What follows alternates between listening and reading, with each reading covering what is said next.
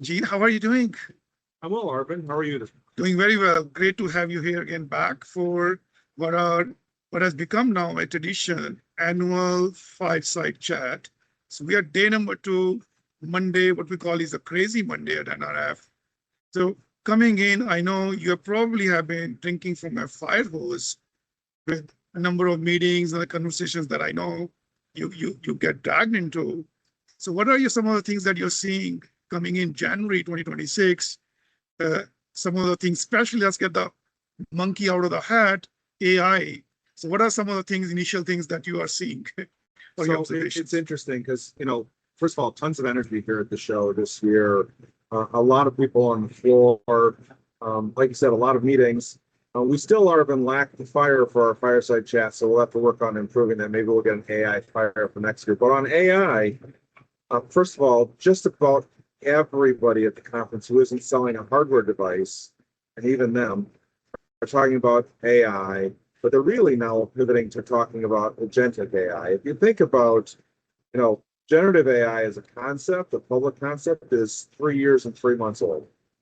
And if we start thinking about that evolution, this year we're not talking about large language models, we're talking about agents. And across the show, everybody seems to have an agent solution. As a matter of fact, some of the big vendors are flirting with almost renaming themselves with agent in their name. The reality, though, is there's a lot of difference between the promise and the outcome, because we aren't seeing people really building good business cases, good use cases around those agents. We're just seeing agent development. So I think we're still more of a hype cycle on agentic. That being said, I think the way that agentic AI is going to change the way we think about software deployment, software use, is going to be larger than the way we change our thinking at the introduction of the internet and the .com era. Wow. Yeah, that's very fundamental. And you make a point about, for 3 years, business, industry, and as an extension, the solution providers, they have been on a high ever since the AI, aha moment, had a world moment with the launch of ChatGPT, that everybody certainly needs to become, and at the moment apparently has already become, AI-advised agentic ecosystem-based retailer. But then the question comes back is, as you know, Gene, Jesta, over 55 years, we have been helping our clients, retail clients, many of them are vertical brands, to get their house in order by getting the data in a place where the data can actually be relied on to make some insightful, meaningful, educational decisions, which with AI could be then automated. But then the question then goes back to is, unless a retailer doesn't have foundational applications, whether it is in head office or supply chain or in store or in direct to consumer business, doesn't matter. What's your view that how likely would be their quote unquote retail AI advisor agents insights would be if they don't have the data that is reliable? But what should they be doing as a step one? I think we've seen this challenge for decades now. There are point solutions that get deployed at retailers, each of which has its idea of data and its construct around data. And what we've created in retail is we've gone from silos to control towers, which are really silos with software and big moats. And the data sits there. So if you want to really be an agentic retailer, to use that catchphrase, you need to unify the data. You need to make sure that the data from all the applications, from all the constituent parties in your enterprise, is readily accessible. Because for AI to really work, I need to be able to drive the model where I can see data from a warehouse, I can see data from a store, I can see data from a planner or from finance. So I can then use agents and large language models to query that data to get the right insights. And the payoff is not just the insights, it's the ability to take action, the execution. And that's what changes here. It's no longer thinking about data as an insight, it's thinking about data as something that drives an activity And that's where agentic really pays off.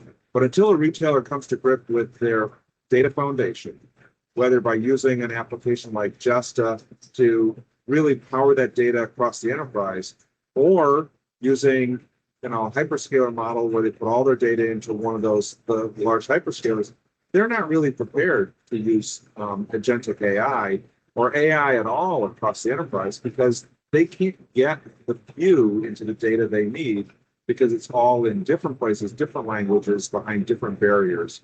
So you're right, getting the data house in order is probably one of the two key steps. And I would say that to jump into the next piece, the second step is why? Why are you doing this? What is your target model? How are you going to run your business? And why would you care about those insights and what AI can tell you? If you can come up with a business case for it, now you've got the potion, you've got data, you've got a reason. Now you can drive forward with AI and agentic AI.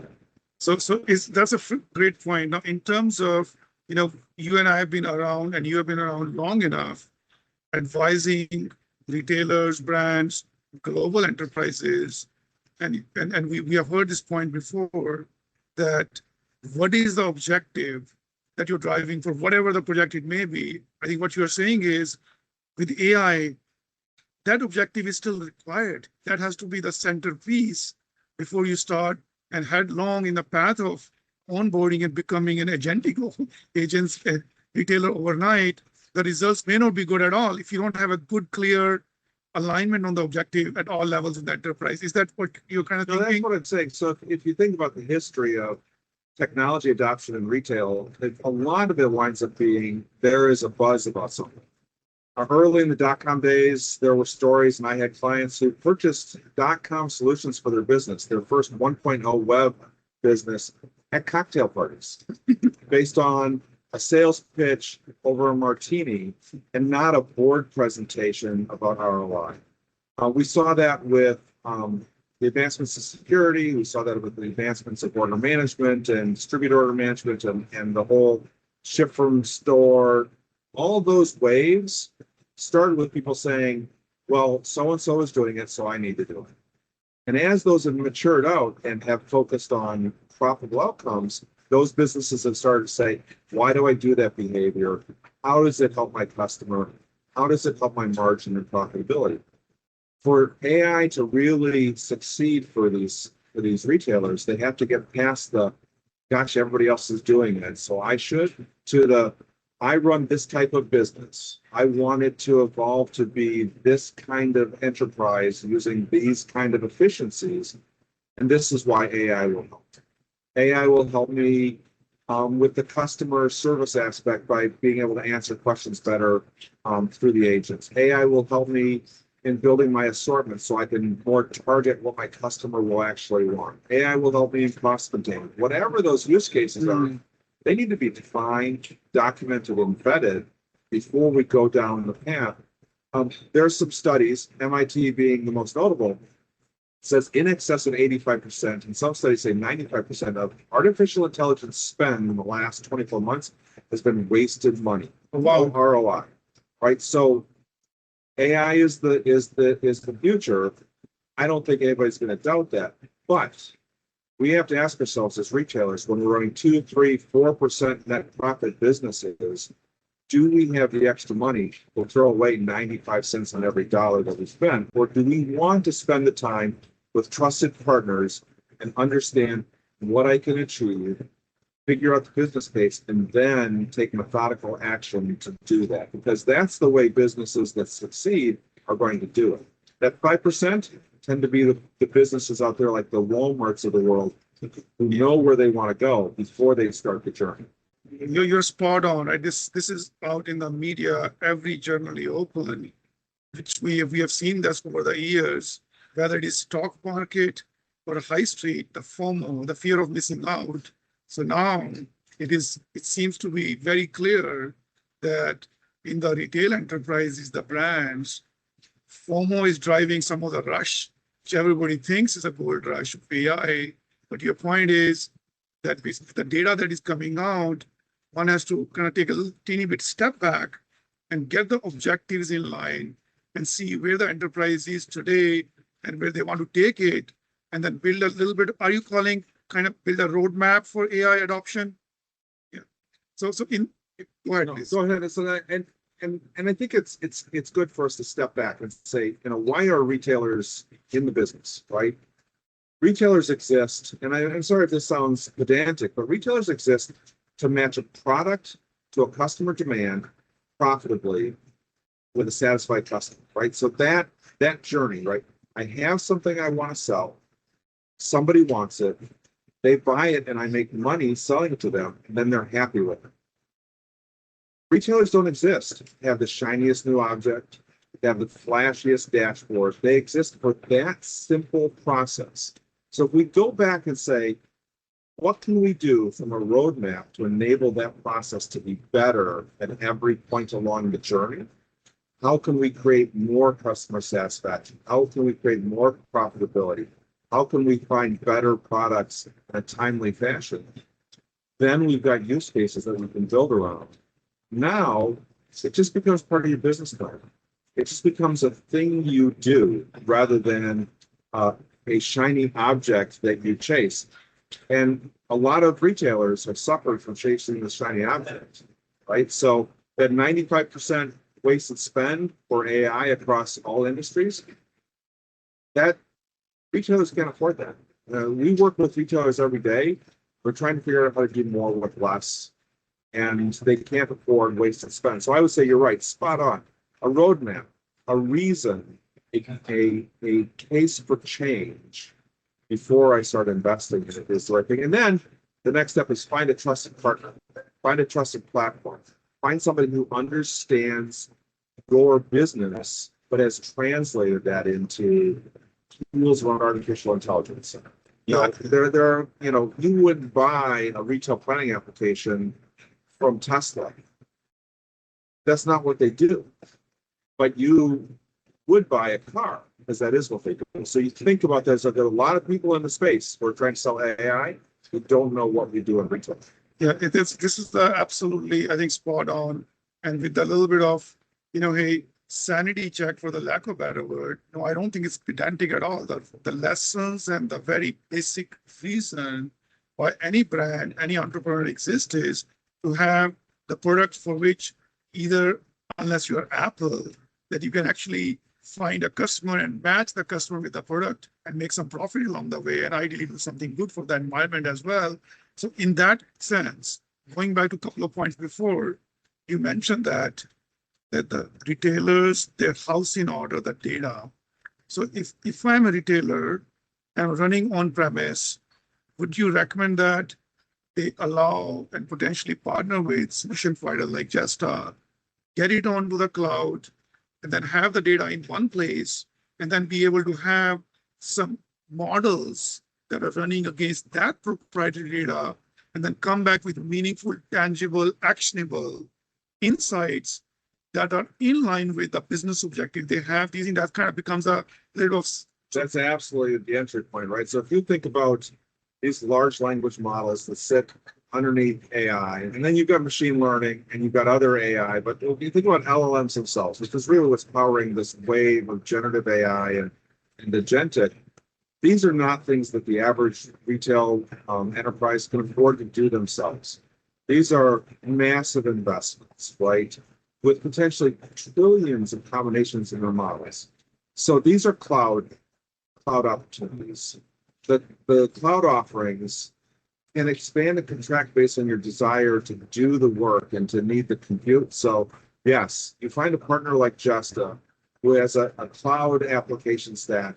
You make the journey to the cloud with your data, with your applications. This is not an on-prem conversation. And embrace the cloud. That will give you the speed and scalability you need to be able to get these answers.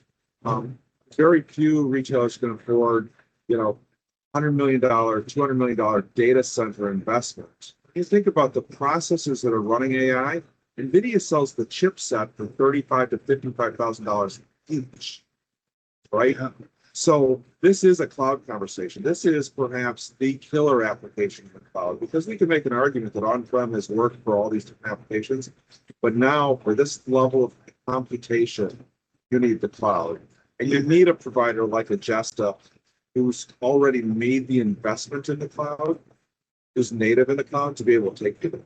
Yeah, we are seeing absolutely on the same side that this is the killer app, AI as an idea for which the time has come. And this is the one that's going to push the envelope for whatever reasons enterprises are keeping the data in-house to be open to cloud, because AI needs the horsepower and the scale with the data that is exploding exponentially on a daily basis to have the cloud infrastructure in place to be able to have inside that retailers are seeking. But now a couple of more questions. I know we have, before we sign off, the fireside chat today. The one is, for the last couple of days, I have personally have had chats with so many client CEOs. Some of them are brand owner CEOs. And one thing that I'm hearing from some of them is that they want to have AI, the owner CEOs, but they're saying their staff, it's a family-owned business that has grown over the years. The staff is on the eggshells and afraid that certainly they're going to become irrelevant with the AI adoption. Therefore, what I'm hearing is that they are not trying to come into the conversation. So what would be your advice to these entrepreneurs, CEOs? How do they get their staff to be reassured that AI is not going to make them irrelevant? It's going to only make them better, and they should embrace this idea, this conversation. So how would you recommend that? You know, it's interesting because I've had conversations with CIOs myself who've been talking about this, CEOs. And the philosophy, I think that's the winning philosophy, is human-led, AI-assisted, right? These businesses have, for lack of a better term, they have a soul. They have a brand statement. And look, if we let AI just run our retail businesses, we'll all be wearing matching outfits like in Star Trek. That's what happens, right? It's optimal. It has stretch fit. It's easy to wash. That's not what we want. In apparel and consumer products, there's differentiation. And this is driven by a human understanding of what other humans want. So human-led, AI-assisted. Family businesses, here's the value. And in businesses that you're worried, people are worried about losing their job. This is not about replacing people. This is about creating a higher level of efficiency. So as you grow, you may not grow the people as rapidly, but you can get more productivity from the people you have. I think that the companies that are chasing AI to eliminate people are going to, to use the term, they're going to go from beyond from cutting fat to cutting muscle and bone, because they'll lose the spirit and some of the business. So think of it this way: human-led, human in the loop, AI-assisted. The AI is that extra piece of work that we've had to do after regular hours, on weekends. It's that you get that last minute request from some leader that you have to now rebuild all of your work. It's taking some of that away. It should reduce the stress for the teams. And really, the promise of AI is I should be able to get better at what I do. And that's, now, not everybody's pushing that way, but if you think about human-led, AI-assisted, that's not about the machines taking over. That's about, what is our reticence to use a cell phone that's a lot more efficient than using a desk phone and a separate calendar. We've adopted technologies, and there have been changes in how we've staffed the world. There are no telephone operators the way they used to be. But that doesn't mean we have fewer people actively doing things. It just means that we've reshaped the economy. And AI is that opportunity. Not to oversell it, but it's filtering itself into our world, whether we like it or not. AI is on our devices. When I'm working on my work, AI is part of my research toolkit. It's part of my get rid of that blank sheet of paper when I'm authoring something. I'm not letting it write for me. I'm letting it give me some ideas like a good muse would. So what I would say to those C-level people is, if you have a plan, and you know what the outcome is, and it's not purely just get rid of people, it's about great efficiencies, become better in your markets, be able to react better to supply chain shocks. AI can help you grow your business and grow your people at the same time. Yeah, this is fantastic. And this is the point I think we take it to us. Everybody has responsibility to say, It's an AI-assisted, human-led. Yes. That's the key element I'm not hearing enough. So maybe part of this is that some of those hyperscalers are trying to make it look like that the bots will run the business, but bots can't run the humans. As you mentioned, very starting point is retail exists for one reason and one reason, matching entrepreneurs who have the product or the idea with the humans on the other side.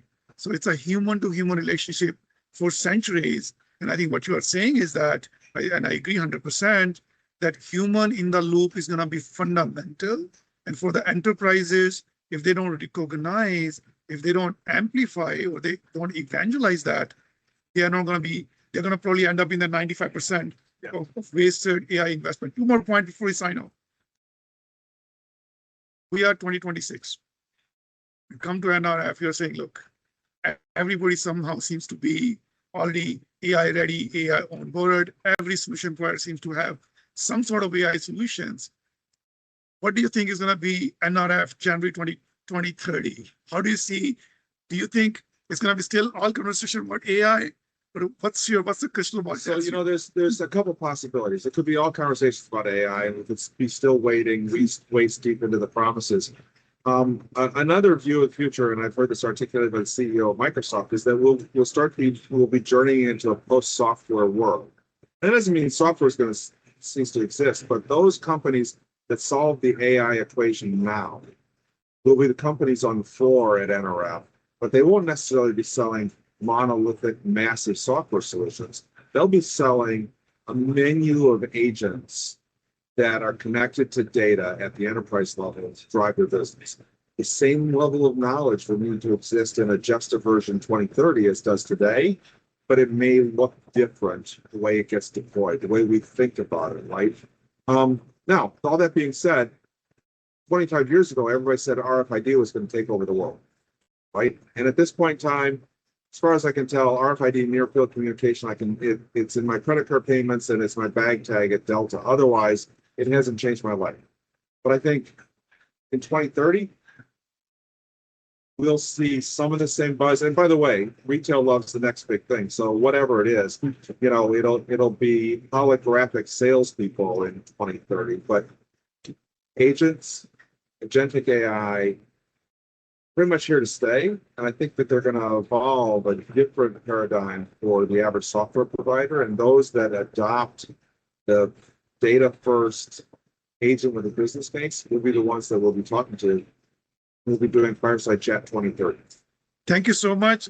Agreed. And I'm going to look forward to that. I think the point you made in that is we could agree on that for sure, that come 2030, the days of monolithic, isolated, siloed applications, disconnected universe are going to be in the rear view for sure. And if not, those businesses, those enterprises will no longer be relevant. So it's going to become hyper connected in many ways, but also with the hyper efficient perhaps, because quite frankly, with the way world is heading, efficiency and productivity probably is going to be the one that's create the most amount of wealth for all humanity, more than that has been done before, but humans will be absolutely in the loop. Thank you so much, Gene. Looking forward to next time. Thank you. Always a pleasure. Likewise, thank you.